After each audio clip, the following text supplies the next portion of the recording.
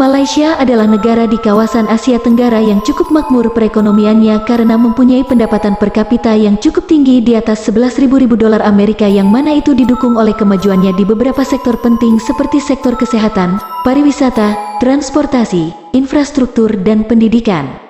Bahkan kemajuan Malaysia di sektor kesehatan memang cukup fenomenal karena pernah menjadi terbaik dunia 2 kali pada tahun 2017 dan 2019, tentu setelah mengalahkan negara-negara maju yang dulu menjadi mentornya. Malaysia kini juga menjadi salah satu destinasi utama wisata medis dunia karena biaya berobatnya yang murah, terjangkau, tapi berkualitas internasional, sehingga ramai pasien internasional yang ingin berobat ke Malaysia sambil menikmati berbagai atraksi wisatanya yang atraktif demi mempercepat proses kesembuhan pasien internasional tersebut, termasuk di dalamnya ada sekitar 1 juta warga Indonesia yang berobat ke Malaysia.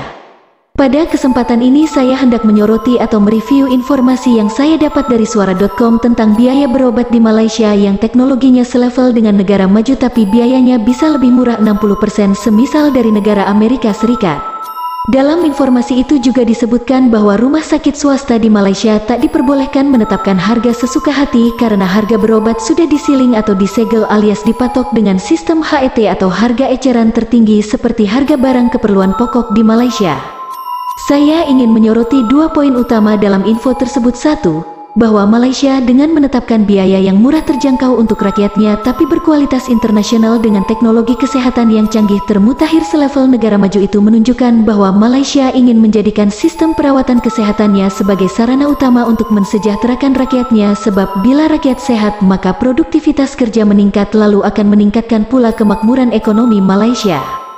2. Dengan biaya berobat di rumah sakit swasta yang sudah ditetapkan dengan tarif tertinggi tidak boleh menetap harga sesuka hati, itu menunjukkan bahwa Malaysia bukan negara beraliran liberal pasar bebas yang mana di dalam pasar bebas harga dibiarkan bergerak liar sesuka hati oleh pelaku bisnis. Itu tentu sangat berbahaya bila lalu diterapkan oleh pelaku bisnis di rumah sakit swasta yang harganya pasti jadi mahal sesuka hati para pengusaha rumah sakit.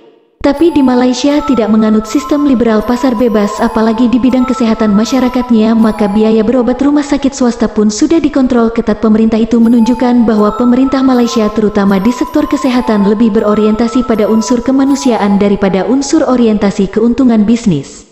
Meski lebih murah terjangkau, bukan berarti kualitas pengobatan jadi rendah karena biaya pengobatan di Malaysia sebenarnya diatur langsung oleh pemerintah kerajaan Malaysia. Karena kerajaan Malaysia telah menetapkan standar harga patokan tertinggi untuk perawatan, termasuk konsultasi dengan dokter, jadi rumah sakit swasta tidak boleh menetapkan harga yang tinggi sesuka hati.